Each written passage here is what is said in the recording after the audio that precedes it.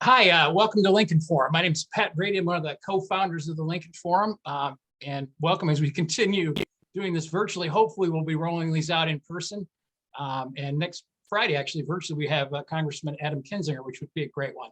I'd like to thank some people. First, Wintrust, our corporate sponsor. Thank them for sponsoring Lincoln Forum and everything they actually do in the community. They're everywhere.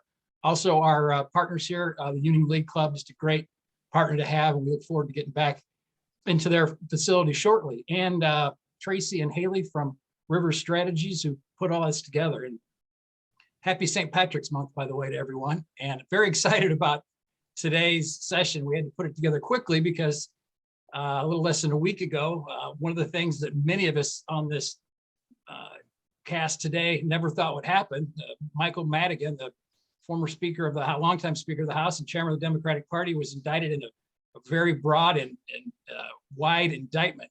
Basically, the feds called him Madigan Enterprise. I, for one, never thought this day was going to come, but as Ben reminds me all the time, I, for one, never thought Donald Trump would get out of the Republican primary.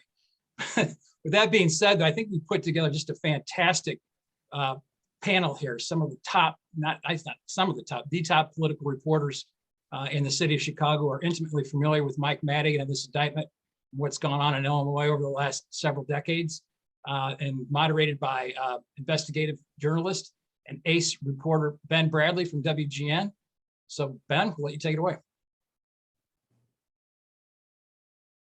Thank you, Pat, and thank you to everybody for joining us. It is my duty and honor to introduce our panelists today. Marianne Ahern from NBC5, the longtime political reporter there, went from covering the Catholic Church to covering politics in Illinois. So I'll let you all determine. Hey guys, sorry about that. Oh, hello, Mike. Hey Ben, how are you? Good. Hey Rick, hey Marianne. Mike Flannery, the political editor at Fox Chicago, with an appropriate Twitter name as well. And Rick Pearson, our friend from the Chicago Tribune, who I once spent a very long 18 hours with on an Amtrak train to Springfield that got stuck in the snow somewhere outside of Joliet. We are excited to bring this panel to you, and excited just as much that this many people care about such an important issue in politics. I think I can speak for all my colleagues in journalism when I say it is energizing to know that people really do care, especially when our web teams tell us the most clicked on stories are about puppies and water skiing squirrels. So with that said, let us start with the panel. As Pat indicated, this is the day I think that everyone thought might happen, but nobody really believed it could. And I guess I'm going to start the panel by asking each of you what your thought was when you first got the tip or heard. I got a phone call, a tip, and I said, "What are you calling about?" And then I remembered it was Wednesday, which is grand jury day at the Dirksen Federal Building. And then I quickly learned it, and I scrawled this note as I was on the phone to my newsroom so we could begin our coverage. So let me start, Rick Pearson, with you, and just give me your thoughts when you heard the news and how you got your team into gear to cover it. Well, Ben, it's as you said, it's as Pat Brady said, one of those things. I think, first of all, it was just shocking because it was something that, while can't say we're surprised, I think it was something we just never thought was going to happen, because this was supposedly perhaps the Illinois, if not one of the nation's world's smartest politicians. So yes, our team over at the Dirksen Federal Building, which tends to be a sub-bureau of our political operation, got the word, and we started mobilizing. Fortunately, part of our team is Ray Long, who has been covering politics as long as I have, if not longer, and he's just out with a book about Mike Madigan. So he was the instantaneous resource to put us into action. And but as Pat Brady also noted too, is the scope of the indictment. We knew about some of the things that were leading up to it with the ComEd scandal, but then when you looked at the second half of the indictment and those 22 counts and saw kind of a more wide-ranging operation that was stunning in its scope. And I really think, as much as we were all shocked about Blagojevich, this is an even bigger shocker. Marianne, give me your thoughts when you heard the news and what you immediately did. So I happened to be at an event that the mayor and the governor were with Janet Yellen. And first of all, the mayor and the governor don't hang a lot together. So as we were listening to them, Janet Yellen speak, all of a sudden I received a text that said, "This may mean nothing, but someone is telling me that Madigan may be indicted today." And I looked around at the other reporters in the room, and I'm noticing that about 4 or 5 of us are all starting to, start sending texts to each other. And I thought, whoa, this is going to be an interesting day. And as much as I thought, oh my gosh, I got to leave. No, wait a minute, I got to stay because the mayor and the governor are here. So we need to talk to them. And so within about 10 minutes, the Janet Yellen news conference wrapped up. It was the day post State of the Union. So she was out kind of doing the rah-rah, the Biden speech. And as soon as the national reporters were done asking their questions, they let them be first. We were all quick to ask the governor and the mayor about this. Of course, it's always hindsight. It's afterwards that I look at the video later. And, both of them acting as if they're so surprised and, oh, we didn't have any idea. Little did we know at that moment that within the week or 10 days, that Pritzker had also been interviewed by the feds for information only. And John Lausch was very quick to say, to add that. But, you always want to say, dang, I wish I had known that little piece of info. But yeah, it was who I, of course, texted immediately is my dear, close, best bud, my Thelma and Louise is Carol. Even though Carol's not on TV anymore, she ran on in that day. But she's sort of my go-to. And so while I'm listening to the rest of Janet Yellen, I'm reaching out to as many people as possible to make sure it was really accurate. Yeah. And Mike, what about you? You've been doing this a long time. Did you think he was untouchable? Well, when I heard there was an announcement, I heard that Madigan was at his lawyer's office. And my first thought was, well, they might announce no charges. Has he been advised? Have he and his lawyer been advised no charges? Because certainly this investigation had fallen silent. We didn't know, as Marianne pointed out, that the governor had just been interviewed a few days earlier, and there had been a lot of activity, in fact, behind the scenes. And even one of those principles that Marianne mentioned reportedly speculates that there might be a flipper somewhere buried in the woodpile here that we don't yet know about. There may be some insider who has flipped. We'll see if that's the case. But there was always that sense that Mike Madigan, much more than Eddie Burke, whose astounding indiscretions were documented in that 100 or 200 page FBI agent affidavit that got posted online, that Madigan had been very careful, always willing to tiptoe close to the line, but never step over it. And that 22 count indictment certainly contradicts that longtime impression. But let's talk about that line, because I remember, famously Mike Madigan saying, I have my own personal code of ethics where the line is clear. I think I asked Steve Brown for a copy of that code of ethics, and he thought I was a smart-ass reporter, which I was. Which you are. Yes, thank you. But when you look at the actual indictment, it's really, I think, kind of interesting, Rick, that they essentially describe him like a mob boss or a gang leader, where other people are carrying out his bidding, even if he didn't actually say the words. And I just wonder if that might cause the feds to have a more difficult time proving their case. Well, certainly when you saw in the indictment where Solis says about a quid pro quo.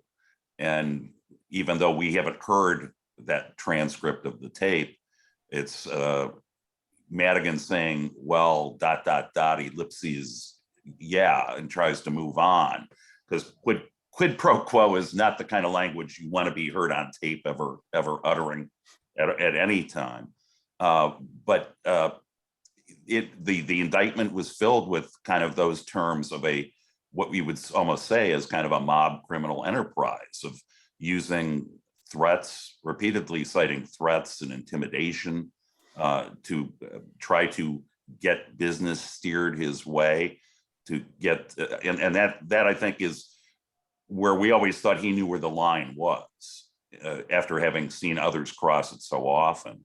And yet, I agree, there's a question of and Mike referred to it, is there a flipper here? Because Madigan has always denied any knowledge of the ComEd scheme. He's denied any knowledge of the actions of others, including his consigliere, Mike McLean, his closest friend and confidant in Springfield, who basically was the Madigan whisperer and was the gatekeeper for Madigan, and was always acting, as we saw in emails, acting to try to help our friend. And there's only one friend who deserves a capital F. And that would just be how it was detailed, not slandering anybody or swearing at anybody. We are starting to get some questions from our participants, so thank you for that. A reminder, you can submit your questions through the Q&A function right there on your screen. Marianne, let me throw the first question to you, and that is, how much do you think of the Madigan case will pivot on Danny Solis's tape / cooperation / testimony? That question coming from Robert. Well, gosh, I wish I were an attorney to know all of that, but certainly if Solis is the one who's wired and it has the tapes, most of us know that the feds, they want pictures, they want audio, it's never just, oh, so-and-so told me this. It's a much higher bar that you have to clear to have a federal case. So yes, if Solis does indeed, if this is where the tapes are that prove this relationship, yeah, that they're going to be key. But as Mike and some others have mentioned, there is this talk out there that there perhaps is someone who has flipped. Is it someone that's already been named, one of the four that 2 years ago, whether it's McLean, Palmaggiore, help me on the other two, Hooker. Jay Doherty. And Jay Doherty, might it be one of them, or might it be someone else that we have not, that has not been named yet? But certainly that is a suggestion out there that that's what led the feds to finally sort of wrap this case up to get to Madigan. But yes, it is going to take, whether it's sound, audio, all of the above, photos. That's what they need, and that's what they will require for a case like this. But I just want to also offer this great little story as we wait for some other questions. A candidate that ran just recently in 2020, opposing an incumbent, a Democrat, gets a call from someone who is very close to Madigan, says, hey, he wants to meet with you. Come on over and come on a Sunday afternoon to his office there at 63rd and Pulaski. Come up the fire escape. It's this story that's just literally like out of some crazy movie. Who comes on a Sunday afternoon to the fire escape? You can't look in the door. And who's there to meet him but Alderman Marty Quinn, who is sort of the gatekeeper outside the door, and then who also attends the meeting inside. And it's the whole story that all of us have heard several times of the apple. That Madigan has an apple on the desk. He takes the apple out with the knife and he kind of carves it up as he's speaking to this candidate, I don't have to go there with the symbolism, but come on, is the knife going to just go off his hand and into your heart? My goodness. Yeah. But the candidate who told me this story it was crazy. Yeah. That person left that meeting saying, whoa. And I'll never forget Chuck Gowdy catching Mike Madigan on that back fire escape stairwell. I think it was during the time when Governor Quinn couldn't find Madigan, and Steve Brown said he had no phone, and Gowdy went and found him. And when they found out there was a camera in the back, he went out the fire escape. Well, of course, he had 2 cameras. So it was just a great little moment. Speaking of fire escapes. Mike, I want to ask you what for your take on the notion that Danny Solis, an alderman who's been around a very long time, but certainly I don't think could be characterized as a titan of Illinois politics, might be the only guy flipping to bring down Madigan. Well, we know he flipped a long time ago, of course. And if I could just add one quick 15 seconds to Mary Ann's apple story about the speaker. He'd sit in that desk and rub the apple back and forth. A guy who went to St. Ignatius with Mike Madigan many years ago and recalls that his dad would drop him off at 6:30 in order to serve at Mass, like Madigan's father, who was Michael J. Madigan Sr., and the 13th Ward sanitation superintendent and a close friend of Richard J. Daley. After Mass, they'd go to the cafeteria to study at Ignatius, and Madigan had an apple. He's a creature of habit. He's been doing that for a long time, apparently. So Danny Solis, of course, resigned hours before it was revealed in the course of the Eddie Burke investigation that he had been wearing a wire. We still don't know how many of his colleagues and people he dealt with in politics he wore a wire on, but I think we've had some glimpses. I believe that in the course of the Burke investigation, didn't we see that the FBI had provided 18,000. The FBI said there were 18,000 recordings. That's been part of what has dragged out the Burke trial date. In addition to COVID, they've been fighting in part over what was said on these tapes. The feds, I'm making this up, the feds saying, oh yeah, right there he says quid pro quo, and the Burke lawyers go, no, he said bologna sandwich. That's been part of what's taking so long here. It also appears to me, we know from John Lausch and his news conference and these charges that were released, this 22 count indictment, that this investigation of Madigan goes back nearly a decade. Eddie Burke didn't come up until much later in that. It looks to me like Eddie Burke just heedlessly and haplessly stumbled in to this Chinatown thing that had been set up for Madigan. And Burke just went lurching into the FBI sound set and got himself indicted. Yeah. I think a lot of these kinds of questions are going to be answered at the trial. We know that the Republicans in Illinois love to make Mike Madigan the boogeyman. Bruce Rauner gave the television stations in Chicago a lot of money for ads that did just that during the season. We've already seen the Republican candidates talk about it. Pritzker claimed the other day, that the state panel that was investigating the ComEd bribery deal had stopped its investigation to defer to the feds. But of course, we know that's not true because Chris Welch said at the time, and we showed it on tape the day Madigan was indicted, was he called that panel, this is nothing but politics, this is a sham show trial.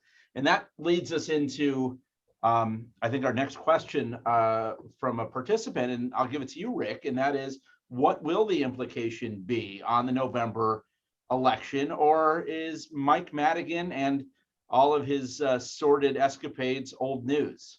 I think it's going to have very serious implications here.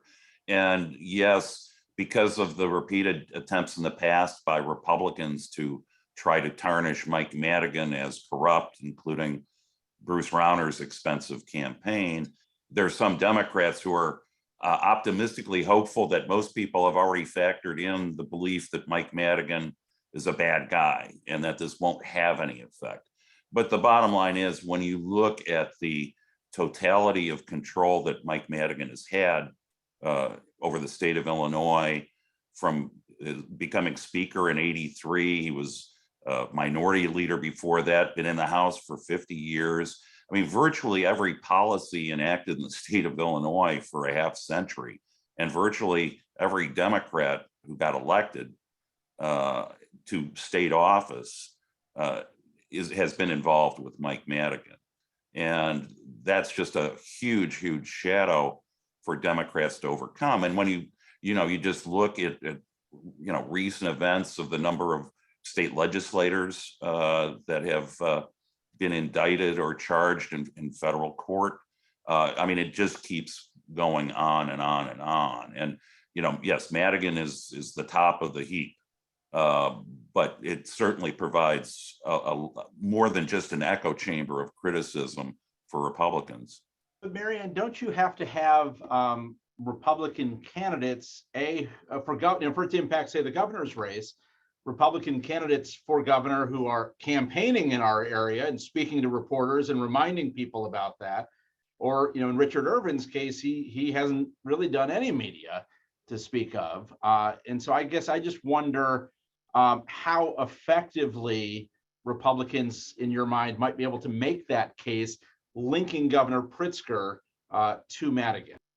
Oh, I think they will. Yeah. I mean, we got some time here, but they're definitely going to continue to beat the drum that what did they do while Madigan was in charge? It took the 19, yes, it took the Kelly Cassidys and others, Kiffelwit, who decided to pull away from him early.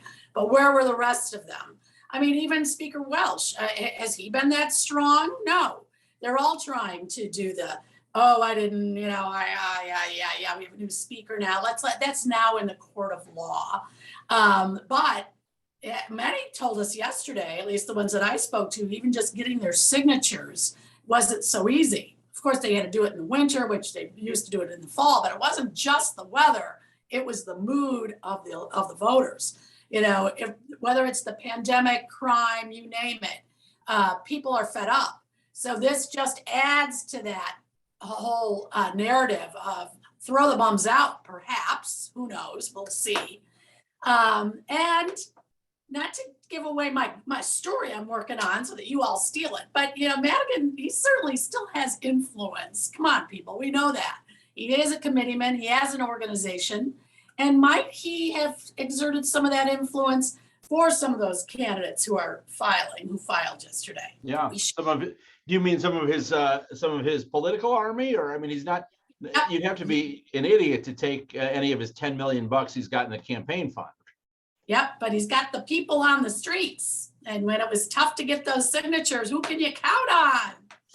The Madigan Army. Yes, and you still can, because soldiers need to have marching orders, many of them, and need to have the plum assignments and rewards that come with it. Mike, do you think the Madigan factor will be a big deal in the upcoming elections, or do you think we've got a lot of other things going on, from crime to gas prices to we can keep going?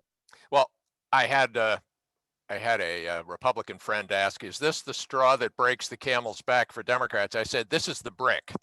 This is the final brick in the hod.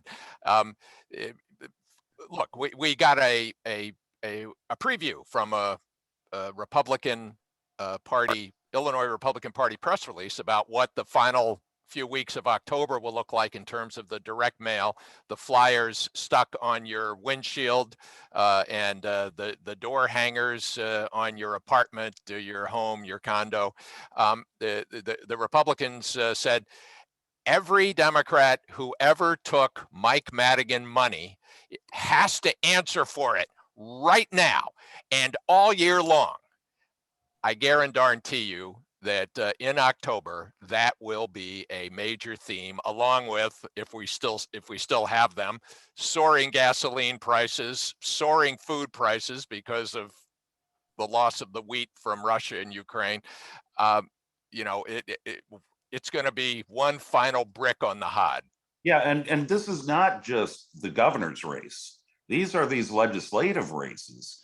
And it's particularly sensitive because Democrats were already facing kind of headwinds a bit with the national economy, with inflation, but then also I call them the 3 C's: crime, COVID, weariness, and now corruption. And it's especially acute in those swing suburban districts where Democrats have steadily been growing their influence. And what were those, the firewall of Democrats, the Republican collar counties that have now gone purple, in some cases blue. I think that's really where this Madigan stuff is going to play, because you've already got issues of, like I said, the issues of crime that people are concerned about. We've all heard the mantra about Madigan, but now how does that play into your local legislative race? I think that's where you're really going to see it.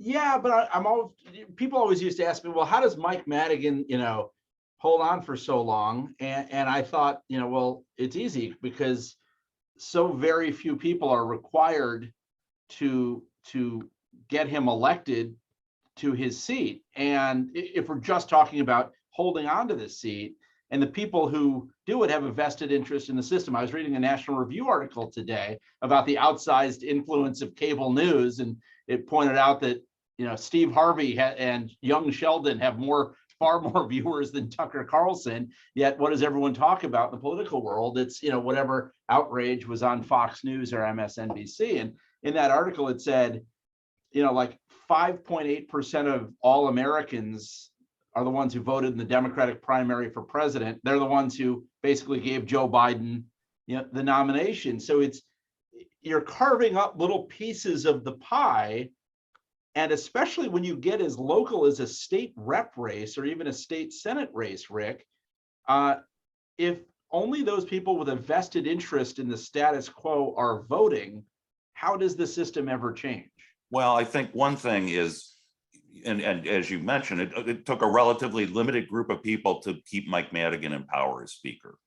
And in fact, Pat Brady, when he was state Republican chairman, a decade ago, launched the Fire Madigan campaign. And we all laughed at him because public opinion polls, a decade ago, people didn't know who Mike Madigan was. And certainly by the outsized influence of those political advertisements, particularly during the Rauner years, people know who he is. People don't like who he is. And, this tends to bring into the suburbs, part of the old reasons that people moved to the suburbs was to get away from Chicago and its crime and to get away from the politics. And I think that's where it reheats into these races where you may see people voting that, in the past might have taken a pass. Rick, just to stay on you for a second, because it was your paper's excellent reporting, and kudos to you and Ray Long and Jason Meisner and the rest of the folks over there. But I was struck by that video deposition where you have Mike Madigan answering questions from Tony Perica, of all people. And I think it was the first videotape deposition Madigan ever gave. And I thought it was interesting. He seemed to get visibly angry as he talked about how Bruce Rauner put out mailers that damaged his family name. And I'm thinking to myself, has this guy not seen the mailers that he sent out over the years about people? What did we learn from that, watching that deposition? Because most of us have never had the opportunity to talk to Mike Madigan as long as Tony Perica did.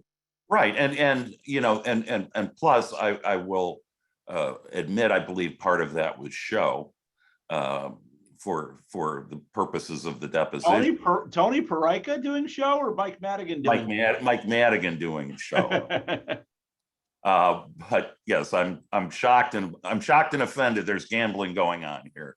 I mean, no, but truly, the Rauner years did irritate Madigan to a point that he was going to be the guy that took Bruce Rauner down. kind of in the same way that Madigan was the guy who took Blagojevich down, and Blagojevich was frankly not very calculating, not very smart, and was always about his own personal interests. So it was kind of interesting. And I think you even cited it the day of the indictment about the explanation that Madigan gave is there's nothing wrong with helping constituents get jobs. It's just part of the political process, which in essence was kind of what Blagojevich tried to claim that was only the thing he did. Marianne, do you think that going forward, we will see the other members of the Madigan cabal face consequences for this? Whether that, is a guy like, I don't want to do names of people who don't hold public office, but, there were very few people other than the ones that have already been indicted who were really close to Madigan, who helped him do his thing for so long. Right. I mean, it certainly, John Lausch left the impression that they were not done, that there's more to come. Now, does that mean, hey, the person that I personally had to deal with was like a Steve Brown who did the press. I mean, I have no idea. I'm just saying that name. But give folks, Marianne, give folks an insight into how Steve Brown operated, because I think it was so telling. Steve Brown, the spokesperson for the speaker, was not an employee of the state of Illinois, which enabled him to do things. So help people understand that. Right. He was not an employee of the state of Illinois, so that his email is not necessarily FOIA-able. I used to love didn't you love it? The first time I received it, when his signature line at the end. Yes. Thanks, in touch. Let's keep in touch. At first I thought, oh, he actually, and then I realized, no, you idiot, he says that to everybody. That's his, signature line. Thanks and keep in touch. Not. Yeah. Was there anyone who was more, kept the doors closed, who, refused interviews than Steve Brown? I don't like pulling the woman card, but man, they were condescending to women. Just really, really, thought that we were just a bunch of dopes that, had clothes and makeup and came down to Springfield. It was just obnoxious. And I started, my TV journalism reporting in Peoria. So I covered Springfield. I don't even want to tell you now, almost 40 years ago. God bless. So yeah, I mean, Ray Long and I were down there together when he was a Peoria journalist, and now he's written the book on Madigan. But so I digress. Will there be more? Will there be others? Will be there those close to Madigan? We don't know, but sure seems like they're not quite finished yet. My favorite Steve Brown story, I was a 26-year-old ABC7 reporter, and I think Andy Shaw was off that week, and they sent me to Springfield, and there were some big goings on, and we were staking out Madigan with the rest of the press corps, and he was pivotal to whatever was happening at the moment, and we're shouting questions, and he said, looked at me and said, nothing now. Why don't you try to schedule something with my spokesperson? And I, out of frustration, said, because they never call us back. And he stops and looks at me with those icy blue eyes and said, keep trying. You might be surprised. And about 2 hours later, Steve Brown said, the speaker will join you live on the 6 o'clock news tonight from the gallery. So here I am, a 25-year-old kid, thinking I've just landed this big interview. Well, of course, he was doing it because I wasn't Andy Shaw, Marianne Ahern, Mike Flannery, or Rick Pearson. He knew that I didn't have the institutional knowledge to really stand up to him. So it was. I'll give you. Let me give you, Ben, the first big Springfield story that I recall Steve Brown being part of. He worked. He was a Daily Herald political reporter out in the suburbs, and he went to work for Jane Byrne, and he was an intergovernmental relations guy. So Byrne needed it's adjournment day in Springfield, adjournment night, and she has some bills that simply have to pass. I believe it was the night that the ERA expired, and it had a time limit on it. It was the night that it expired, and all of the Democratic women, or almost all of them, went down into the well of the House to sing and to lament the death of the ERA. Meanwhile, Jane Byrne's top legislative priority is up on the board. I was with Channel 2 at the time, and I saw what he was doing. He was going down the rows of all the empty seats, and he, Steve Brown, unelected by anybody but Jane M. Byrne, is pushing all the buttons. Oh my gosh. He cast dozens of votes. And that story ended up, that ended up being a national story. And he thanked me later, several months later. He said, you know, after that story ran, Jane called me and she says, I'm giving you a $10,000 pay raise. So thanks, Flannery. Well, and years later, Madigan would see something he liked in that move. He was hired shortly after Jane Byrne lost to Harold Washington. Rick, another question from a participant. Does this indictment give any hope to real ethics reform from the legislature? So far, they've shown no interest in reform with actual teeth. No. Simple answer, no. There'll be some window dressing. There's always window dressing and low-hanging fruit, but there will not be any substantive ethics reform enacted here. And truly, it's like everything else with the legislature when it comes to controlling their own destiny, and it's regardless of party, things like term limits or those kinds of things, redistricting. It depends on the party in power, but if the other party was in power, it'd be the same way. So I think, yes, to try to address the corruption label, I think you'll see some small time ethics reform so they can say that we've taken action, but nothing of any significant scope. Marianne, another question from the audience. If convicted, do you think Madigan will actually see a day in prison? After all, he's 79 years old. Yeah, but he's in really great shape, isn't he? You know, all those apples. All those apples. And one of the viewers, Clem Balinoff, thank you, Clem, sent me a text saying that he had heard the story about the apple was that he was trying to desperately eat better because his father had died young, had died at 58, and he didn't want to have that same fate as his dad. You know, how I wish I had that crystal ball. But I would say look at Ed Verdoliak. He's sitting in prison right now and isn't doing very well and tried to get out and said, oh my God, help me. I'm not well and please let me go early. And they said, sorry, bud, you're there. So I would say there's a strong chance that Madigan might go to jail someday. Yeah.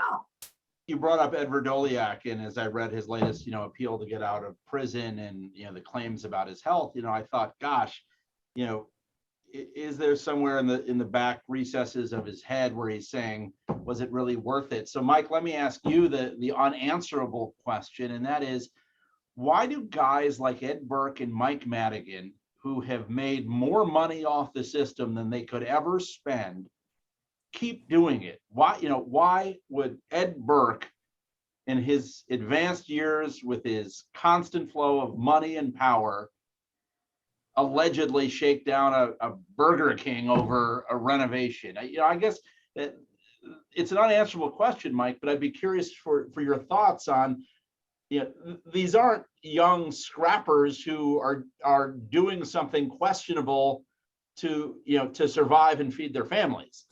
If we're talking about these old time barons, let's throw Dan Rostenkowski in too, who could have walked away and kept multi millions of dollars that was in his war chest because his political fund had been grandfathered in. He could have walked away with all that money, plus that phenomenal congressional pension and, the home up in Wisconsin, right near Eddie Burke, not too far from where I'm told Madigan had a place.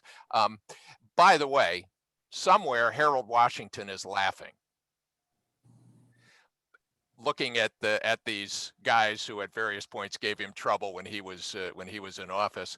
But I think there's several reasons they keep doing it. One is they are the key to a constellation of people that orbit around them.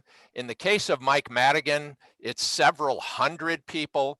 And, you know, we have to remember he never, he always paid attention to detail to the point where, remember, we had the story about the Metro Rail, or maybe it was the RTA executive, the transit system executive or board chair who came down to meet with Madigan, and Madigan slipped a piece of paper across the table to this person, and on it was the name of a conductor, a Metro Rail conductor, for whom Madigan wanted a promotion and a pay raise. All politics is local. You know, it's the link.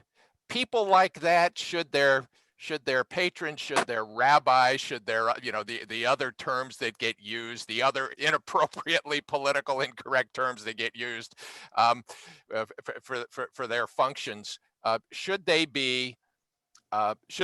retire, then the clout for all these people disappears. You know, Ben, it used to be, I'd say, a lot of our stories that we do, it's money, sex, drugs. One of those three. I used to, you know, like that was one of the problems. You know, that was the motivation. But really overriding a lot of all that too is ego. He does it because he can, and he keeps, you know, how do you stop it? How do you say no? He does it until finally he just can't. Hey, don't you often think Daley got out before, you know, and probably not so willing, you know, who's to say? I mean, we're just speculating, but certainly a lot of people wondered if the feds had already talked to him at one point. Did he leave? I would just point out this story proves your theory on money, sex, and drugs, because Danny Solis allegedly was doing it for all three. The drug, I guess, Viagra, so perhaps not an illegal drug, but I digress. Rick, we only have a couple of minutes left. I want to get each of your thoughts on something I hear a lot from people on social media. By the way, social media, a genuinely awful place. But that is people saying the media didn't do its job. Madigan's been around forever.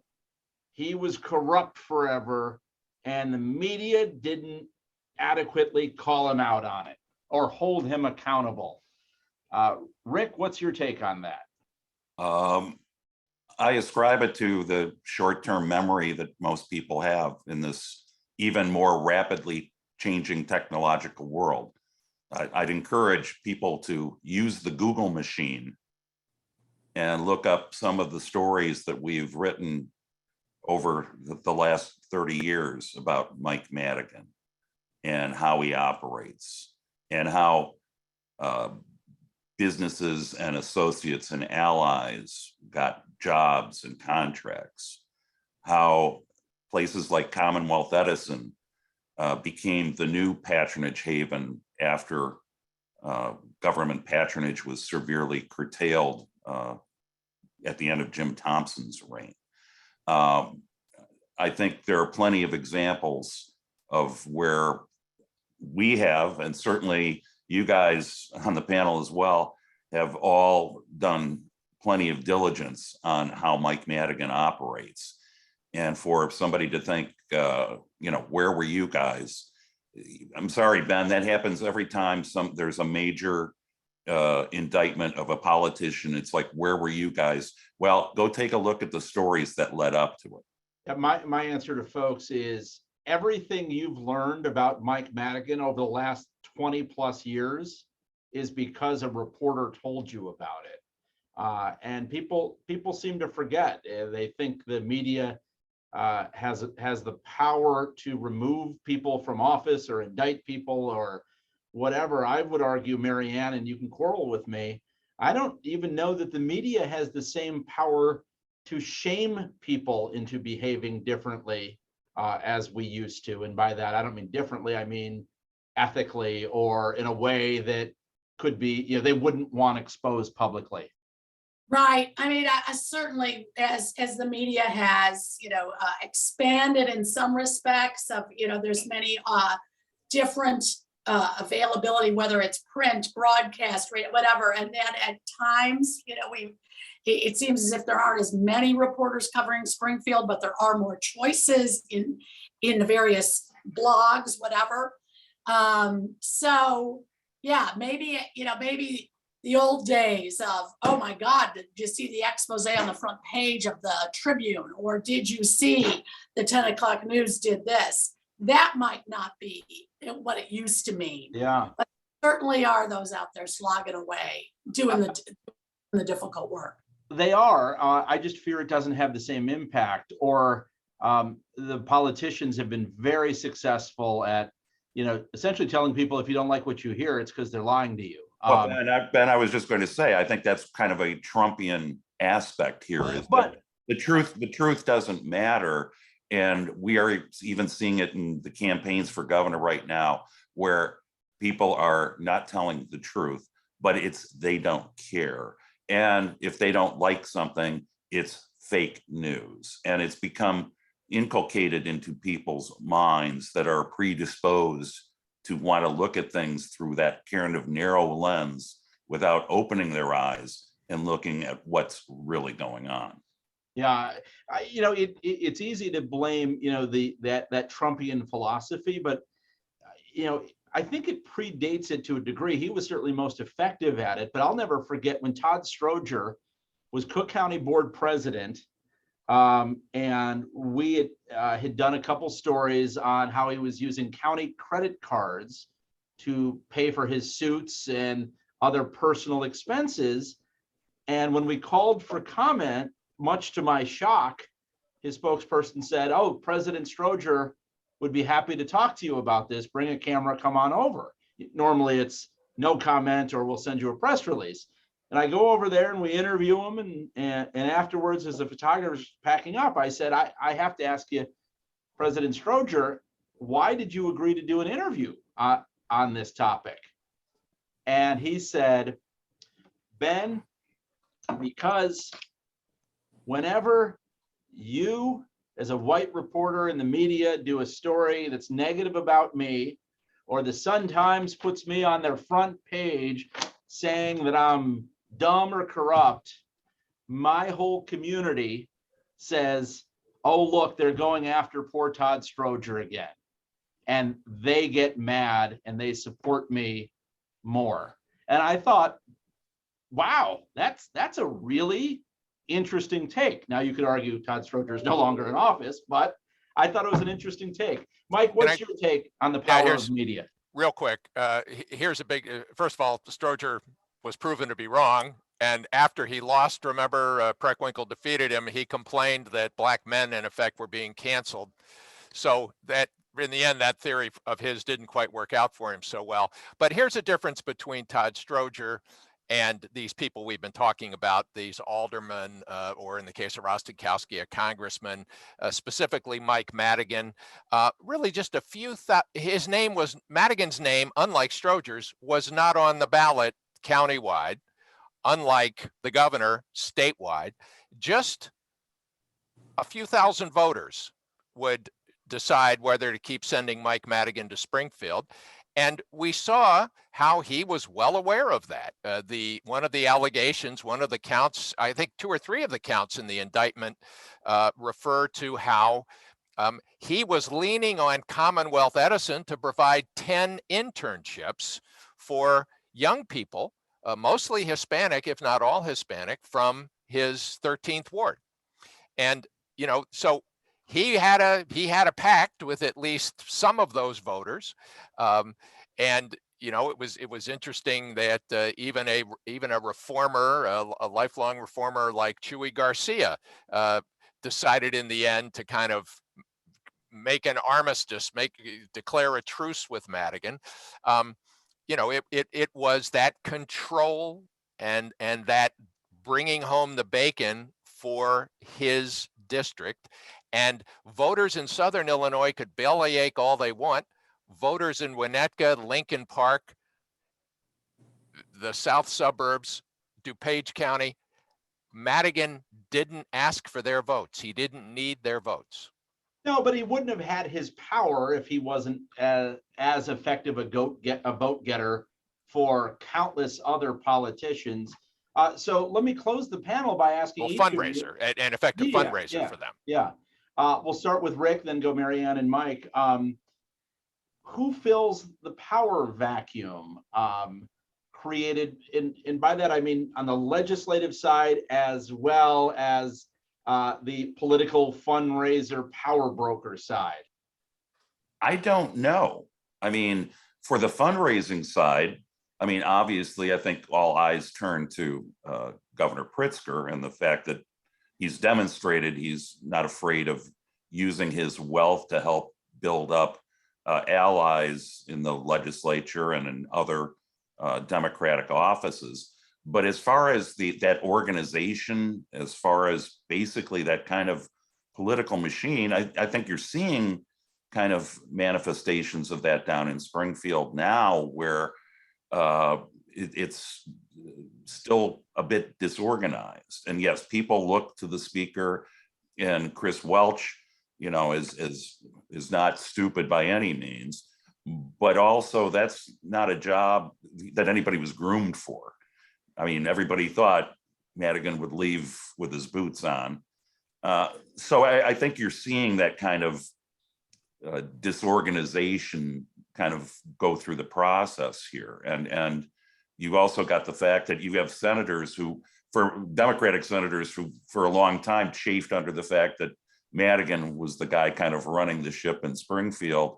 Now they're kind of open to playing their own games to try to get some of that power base as well. Marianne? Yes, absolutely. That Pritzker is, bankrolling what's going on right now. And then the question is, what happens when there's no more Pritzker money? I mean, he's not going to do that forever. So does he run for president? Does he, whatever, after 2 terms decide to do something else?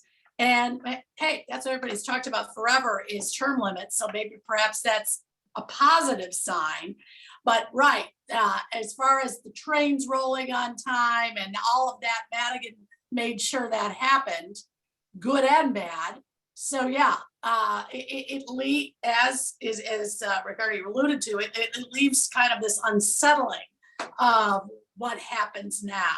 But yeah, it absolutely the laser focus shifts to the governor and how well the speaker and even Dunham and how well they can control their caucuses. Mike?